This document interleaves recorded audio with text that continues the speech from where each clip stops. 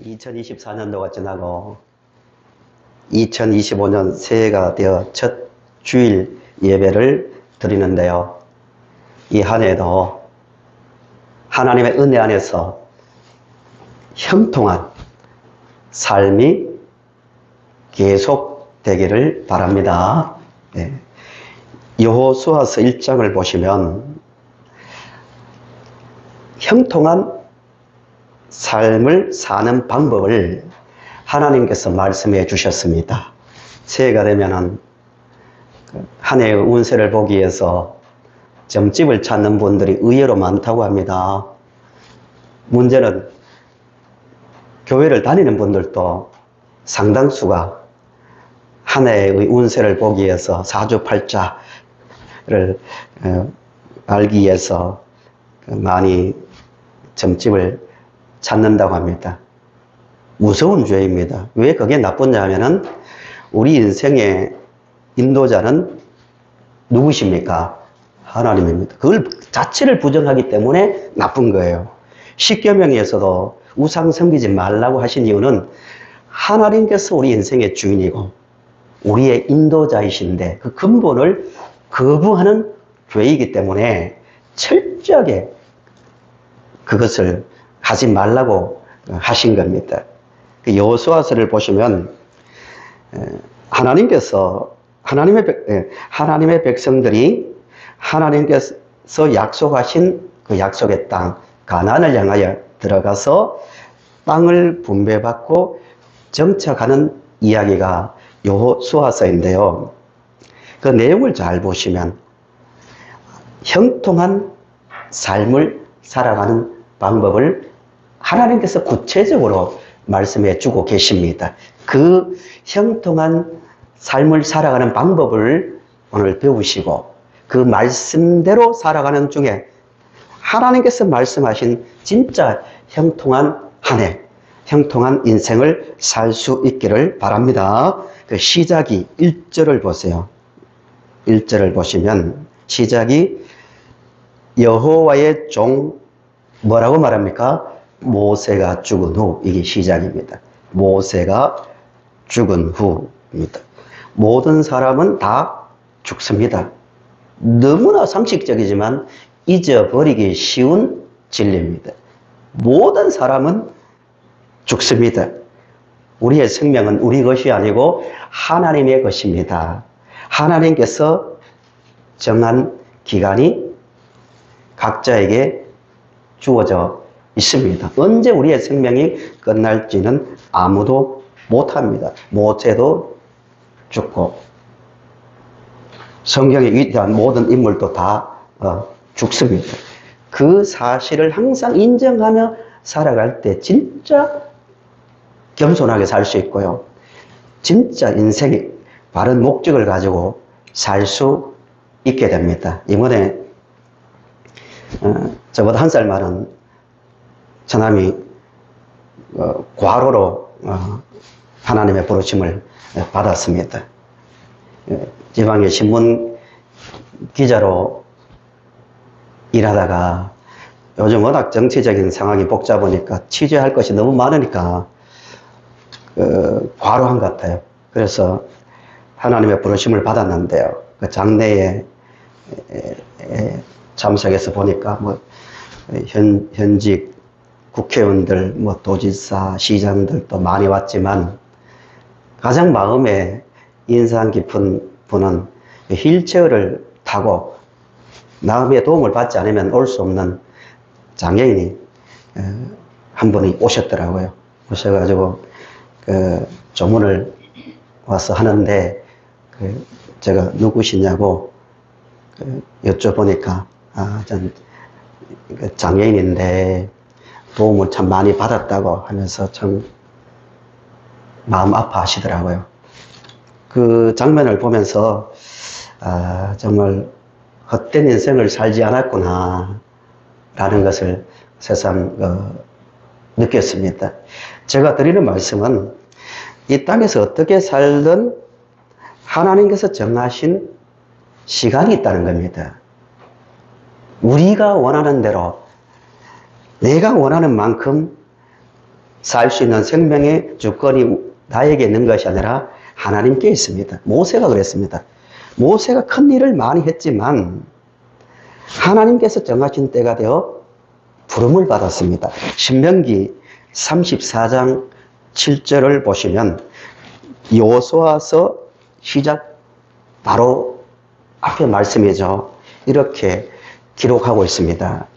모세가 죽을 때에 120세였으나 그의 눈이 흐리지 아니하였고 기력이 쇠하지 아니하였다라고 말합니다. 모세에 대해서 왜 죽었는지 말하고 있는 거예요. 120세였지만 눈이 흐리지 않을 정도면 얼마나 건강했다는 겁니까? 건강했고 귀력이 쇠하지 아니하였더라. 그런데 어떻게 됐다는 거예요? 하나님께서 데려가셨다는 거예요. 생명의 주권은 하나님께 있습니다. 모세가 죽은 후 이렇게 합니다. 모세가 죽은 후 이게 본문의 시작이에요. 모세가 죽은 후 후계자로 여호수아를 하나님께서 세우십니다. 2절을 보세요. 내 종 모세가 죽었으니 이제 너는 이 모든 백성과 더불어 일어나 이 요단을 건너 내가 그들 곧 이스라엘 자손에게 주는 땅으로 그 땅으로 가라 라고 말씀하십니다. 이 말씀을 들은 여호수아의 마음은 어땠을까요? 첫 번째로 생각해 하셔야 될 부분입니다. 야, 모세가 죽었으니까 여호수아야 너가 지도자가 되어 200만이나 되는 백성들을 이끌고 약속의 땅으로 들어가라는 말씀을 듣고 여호수아는 할렐루야 아멘 한 것이 아니라 심히 두려워 놀라기도 하고 두려워 떨었다고 성경은 말하고 있습니다. 그 증거가 뭐냐면요. 계속 5, 6번에 걸쳐서 계속 이런 말씀을 하십니다. 놀라지 말아라. 두려워하지 말아라. 떨지도 말아라. 강하고 담대하라. 라고 하나님께서 계속 반복해서 말씀하신 것을 보아서는 여호수아가 굉장히 두려워하고 놀라서 떨었다는 것을 알 수가 있습니다. 왜 떨었는가 문제예요. 여호수아가 하나님의 말씀을 듣고 왜 떨었는가? 크게 보면 두 가지 문제예요. 현실이죠. 현실. 우리가 새해를 시작했는데요. 믿음으로 걸어가지만 여호수아와 같이 우리는 사람이기 때문에 현실이라는 문제 앞에서 때로는 놀랄 일도 만나고 두려워서 떨기도 하고요. 근심이 되어서 잠도 못 자는 일을 만날 수 있다는 거예요. 여호수아가 그랬거든요. 우리는 사람이기 때문입니다.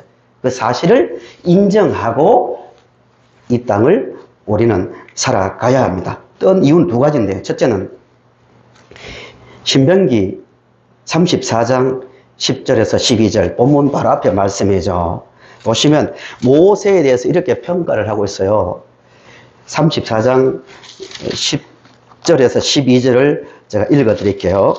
모세에 대해서 어떻게 말하냐면 그 후에는 이스라엘에 모세와 같은 선지자가 일어나지 못하였나니 모세는 여호와께서 대면하여 아시던 자요 여호와께서 그를 애굽 땅에 보내사 바로와 그의 모든 신하와 그의 온 땅의 모든 이적과 기사와 모든 큰 권능과 이엄을 행하게 하시매 온 이스라엘의 목전에서 그것을 행한 자이더라 라고 말합니다.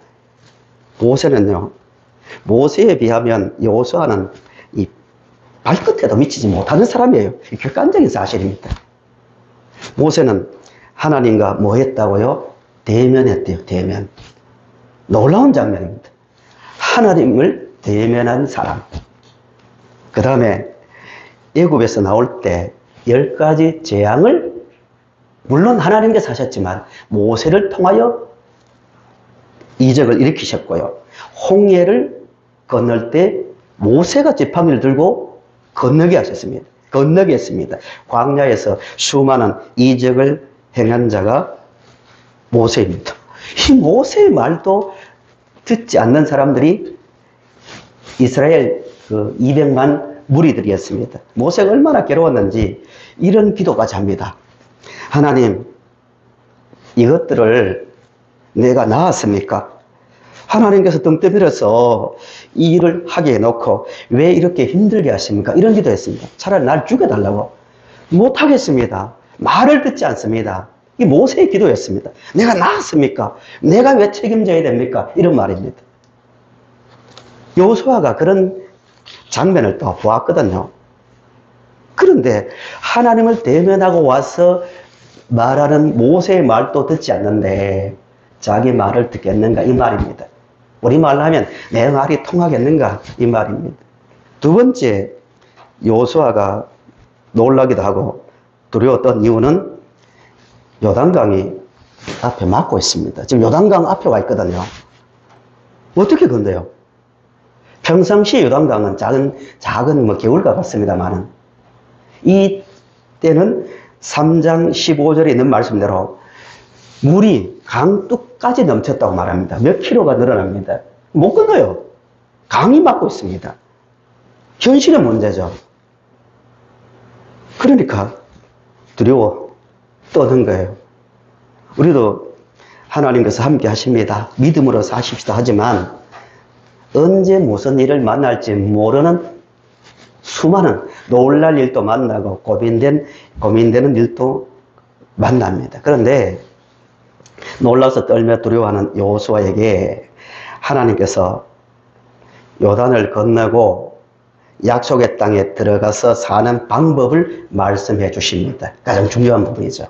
이것이 형통의 방법이죠. 사람이 아니고요. 전능하신 하나님, 역사의 주인이신 하나님께서 너희들 이렇게 살면 형통한 삶을 살 수 있으라고 구체적으로 말씀해 주십니다.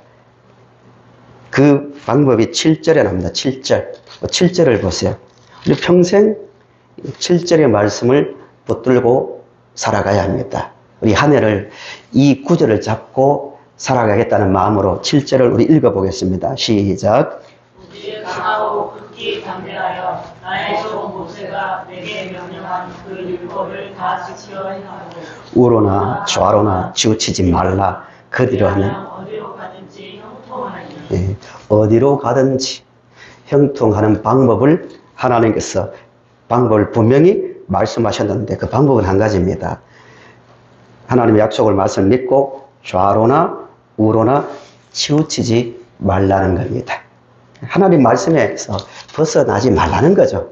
우리 성도님들은 이 한 해를 살아가실 때 나는 어떤 상황에서도 하나님의 말씀에서 벗어나지 않겠다는 결심을 가지고 이 한 해를 출발할 수 있기를 간절히 바랍니다. 3절, 6절, 9절을 보시면 강조하는 말씀이 내가 합니다. 내가 말한다고. 내 말이다고. 너희들 내 말을 따라서 좌로나 우로나 치우치지만 않으면 무슨 일을 만나더라도 너희들은 형통한 삶을 살 수 있다고 분명히 말씀하고 있습니다. 내가 합니다. 내가 3절, 6절, 9절 내가 말한 거다. 나의 말이다. 사람의 말이 아니다. 나의 말이니까 이 말씀대로 살으라고 하나님께서 말씀하십니다. 그러면 좀 더 구체적으로요. 하나님 말씀에서 좌로나 우로나 치우치지 않으려면 어떻게 해야 되는가? 방법까지도 말씀해 주세요. 방법까지도. 하나님께서는요, 우리가 이 땅을 살아갈 때 그냥 말씀대로 살아라. 추상적으로 말씀하시는 것이 아니라 구체적으로 말씀해 주십니다. 이 방법. 8절입니다. 8절. 적용해야 됩니다. 이 한 해 동안 매일같이 8절을 적용하시면 내 인생 형통한 삶을 살아노라고 반드시 간증할 날이 올 겁니다. 우리 8절 한 번 더 읽어보겠습니다. 시작. 이 율법책을 내 입에서 떠나지 말게 하며 주야로 그것을 묵상하여 그 안에 기록된 대로 다 지켜 행하라. 그리하면 내 길이 평탄하게 될 것이며 내가 형통하리라. 아멘. 세 가지입니다. 첫째는 하나님의 말씀을 내 입에서 떠나지 않게 해야 합니다. 정말 새해에 힘써야 될 그 부분입니다. 하나님의 말씀이 내 손에서 떠나지 않도록 습관화시켜야 됩니다. 아무리 뭐 이렇게 고민하고 저렇게 고민하고 잘 살아보려고 결심해도 내 손에서 말씀이 떠나가면, 내 입에서 말씀이 떠나가면 그 일순간에 가장 어리석은 사람이 됩니다. 그 사람이 과거에 아무리 많은 일을 했다 할지라도 하나님의 말씀이 내 입술에서 떠나가기 시작하면, 야, 어떻게 저 사람이 저런 행동을 할 수 있지? 어떻게 저렇게 판단할 수 있지 할 정도로 어리석은 사람이 됩니다. 말씀을 내 손에서 놓지 않고 항상 말씀을 손에 들고 살아가는 그 습관화시키는 우리가 될 수 있기를 간절히 바랍니다. 이런 말이 있어요. 성경 한 권을 읽으시려면, 1년에 한 권 읽으시려면 주일날은 몇 장? 5장. 평일날은 몇 장? 3장입니다. 주 3, 주일날 5장, 평일날 5장. 습관화 시켜보자고요. 습관이 되어야 나의 것이 됩니다. 감정은 일시적입니다. 저도 그런 경험을 많이 했습니다. 산에 가서 기도할 때나 개인적으로 기도할 때 성령의 충만함과 영적인 환상을 보고 많이 해도 그게 평생 갈 것 같지만 평생 안 가요. 과거의 하나의 추억이 될 수 있습니다. 이게 습관이 되는 습관. 체험은 순간이고 지속적인 믿음의 삶을 살려면 문자로 주신 말씀을 손에 항상 들려져 있어야 됩니다. 성경에 대해서 시편 19편에서 이렇게 말하죠. 성경은 영혼을 소성시키는 유일한 책입니다. 영혼을 살립니다. 세상의 책은요, 저도 새해가 되면 이 한 해에 매달마다 책 몇 권을 읽어야겠다. 남들 결심을 합니다. 인문학 책이든 신학 서적이든 내가 이 정도는 읽어야지 하고 목록도 작성해 봅니다. 그러나 영혼을 터치하고 영혼을 바꾸는 말씀은 성경입니다. 영혼을 소성시킵니다. 영혼이 피곤합니까? 영혼이 혼란스럽습니까? 말씀을 가까이 하시기 바랍니다. 우둔한 자를 뭐 한다고요? 지혜롭게 합니다. 세상에 아무리 박사학위를 따고 그 분야의 전문가가 되어도 그냥 하나의 학문입니다. 진짜 지혜는 하나님의 말씀 안에 있습니다. 그래서 우둔한 자를 지혜롭게 한다고요. 시편 19편에 계속해서 마음에 진짜 기쁨을 준대요. 진짜 기쁨을 누리려면 하나님의 말씀을 가까이 됩니다. 하나님의 말씀이 진짜 기쁨을 준대요. 그 다음에 영의 눈을 밝게 한대요. 영의 눈을 밝게 하는 유일한 책이 하나님의 말씀입니다. 그러므로 형통한 삶을 살기를 원하신다면 첫 번째로 하셔야 될 말씀이 하나님의 말씀이 내 손에서 떠나지 않도록 습관화시켜야 됩니다. 습관화시키는 거 중요합니다. 신명기 6장 5절에서 9절을 보시면요. 이렇게 말씀하고 있습니다. 신명기 6장 5절에서 9절을 제가 읽어 드릴게요. 6장. 말씀을 얼마나 가까이 해야 되는가? 6장 5절에서 9절 말씀 중에서요. 6절, 7절만 읽어 드릴게요. 6절, 7절 보세요. 오늘 내가 내게 명하는 이 말씀을 너는 마음에 새기고 내 자녀에게 부지런히 가르치며 집에 앉았을 때든지 길을 갈 때든지 누워 있을 때든지 일어날 때든지 이 말씀을 강론할 것이며 라고 말하고 있습니다. 언제 말했냐면은 12절을 보시면 너는 조심하여 너를 애굽 땅 종되었던 집에서 인도하여 내신 여호와를 잊지 말고라고 말합니다. 가나안 땅에 들어가면 분명히 너희들은 현실이라는 환경에 유혹을 받을 것인데 그 세상의 흐름에 떠내려가지 않으려면 말씀을 앉았을 때나 일어날 때나 우리말로 하면 밖에서나 안에서나 언제든지 하나님 말씀이 손에서 떠나지 않도록 가르치고 또 생각나도록 강론하라고 말씀하고 있습니다. 이 부분은 느낌의 문제가 아니라 실천의 부분입니다. 꼭 실천하시기 바랍니다. 두 번째는 하나님께 주시는 방법이에요. 하나님께서 주시는 방법이에요. 목사가 내가 생각해 보니까 이렇게 하는 것이 좋더라가 아니고 하나님께서 구체적으로 말씀하십니다. 8절에 두 번째로 주야로 말씀을 묵상해야 됩니다. 묵상. 명상과 묵상을 굳이 구별하면요. 인도의 힌두교나 또 불교가 명상을 굉장히 중요시 여기잖아요. 다르마, 카르마 하면서 깊은 세계에 들어갑니다. 인간의 감각을 넘어서는 어떤 세계까지 들어갈 수 있는 것이 명상입니다. 명상. 그들의 가르침을 보면요. 필요하죠. 마음이 답답할 때 차분하게 자신을 돌아보면서 관리하는 것 중요하지요. 그러나 명상은요, 주체가 나 자신입니다. 내가 내 마음을 컨트롤하는 거예요. 아, 그래, 맞아. 이때는 내가 쪼고발 필요 없지.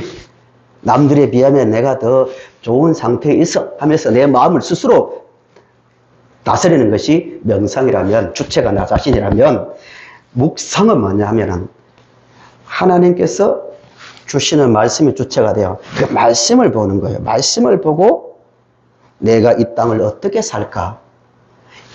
이 순간에는 어떻게 행동할까를 생각하는 것이 묵상입니다. 그러니까 말씀이 먼저 있어야겠죠. 말씀을 보고 하루를 시작할 때, 또 사람을 만날 때, 마무리할 때 하나님의 말씀을 보고 깊이 묵상하며 살아가는 것, 이 형통의 방법입니다. 마지막 세 번째는 형통한 삶을 살아가는 방법은 행동해야 됩니다. 당연한 거죠. 행동해야 됩니다. 훈련해야 됩니다. 행동하려면 습관이 돼야 되고 훈련이 돼야 됩니다. 우리가 약속의 땅이 가나안 땅이라는데요. 가나안 땅이 어떤 땅인지를 잘 이해하셔야 됩니다. 질문합니다. 우리는 약속의 땅에 들어와 있습니까? 아직 들어오지 않았습니까? 중요한 문제예요. 헷갈릴 수가 있습니다.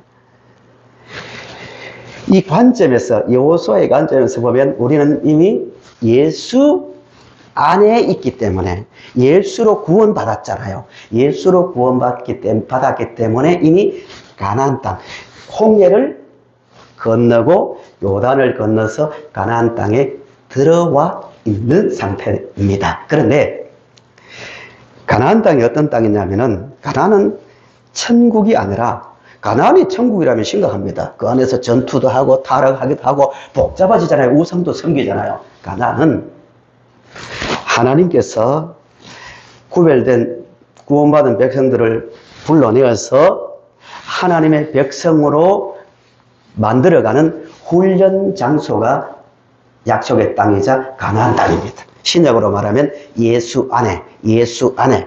그래서 우리가 이 가나안 땅에 들어와 있는데 말씀으로 사는 훈련을 위해서 하나님은, 야, 너 들어왔으니까 합격, 요단강을 건넜으니까 합격, 지금부터는 내가 다 먹여주고 다 알아서 해줄 것이니까 걱정 마가 아니라, 그때부터 만나와 메추라기가 딱 끊어집니다.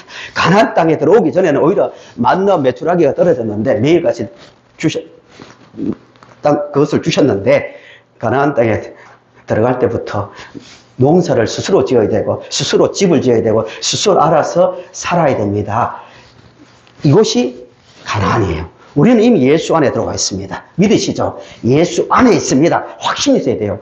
이 땅이 아무리 혼란스럽고 복잡더라도 나는 예수 안에 있는 거예요. 예수 안에서 평안을 누리고 예수 안에서 소망을 갖는데요. 예수 안에 있다고 다 되는 것이 아닙니다. 훈련 장소입니다.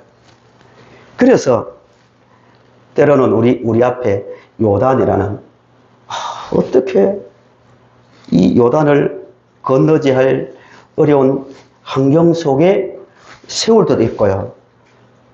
여리고라는 강력한 성벽 앞에 세울 때도 있는 거예요. 하나님께서 능력이 없어서 이스라엘 백성들을 요단 앞으로 인도하고, 건너면 여리고 앞에 여리고를 맞닥뜨리게 하고요. 또 수많은 아말렉과 같은 원주민과 싸우게 하는 것이 아닙니다.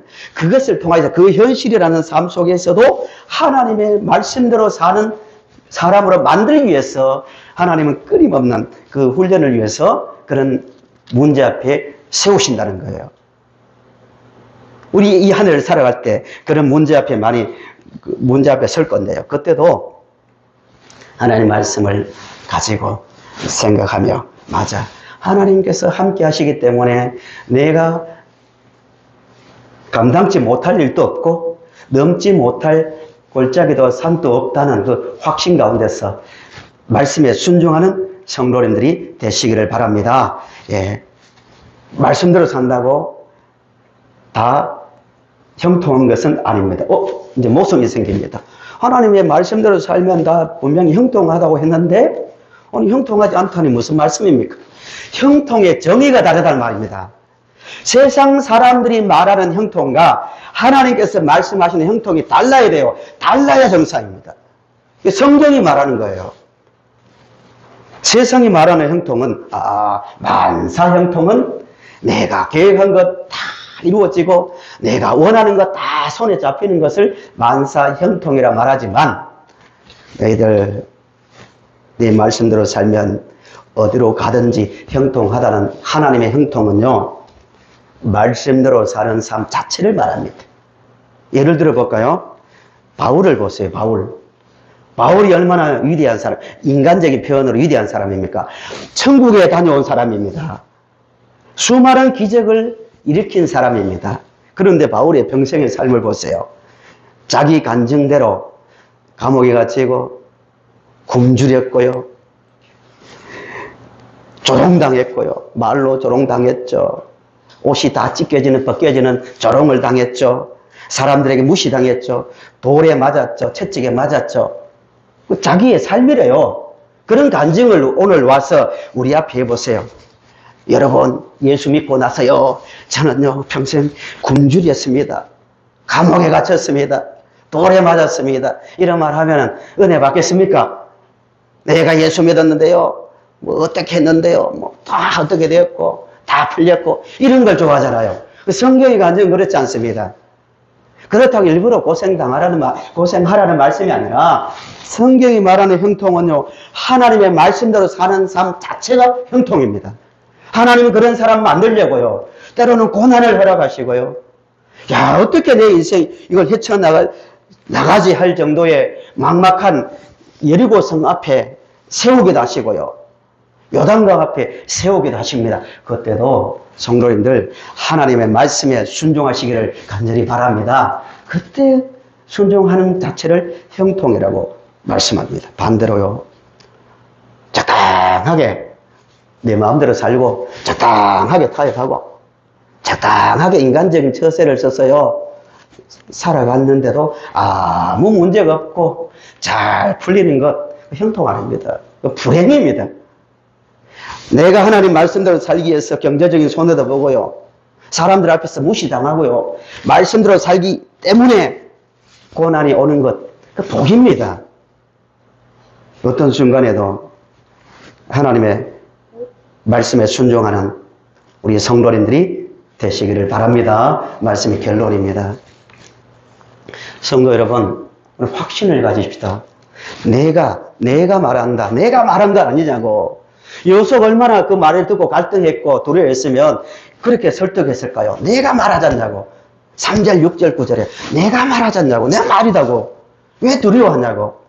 내 말대로 살기만 살면 너 성공한 그 인생은 성공한 인생이라고 분명히 말씀하고 있습니다. 우리는 이미 영적인 가나안 땅에 들어와 있습니다. 새해 첫날부터 오직 말씀대로 놀라지도 말고, 물론 사람이기 때문에 여호수아처럼 놀라기도 하고 두려움에 잡힐 때도 있지만, 그때도 하나님 말씀을 듣고 놀라지도 말아라, 두려워하지도 말아라.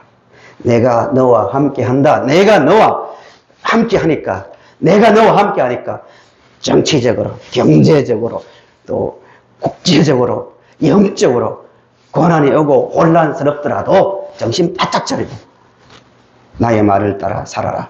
그러면 틀림없이 너의 삶은 형통한 삶이 된다고 말씀합니다. 첫날부터 말씀에 순종하며 철저하게 하나님만 의지하며 살아가는 우리가 될 수 있기를 바랍니다.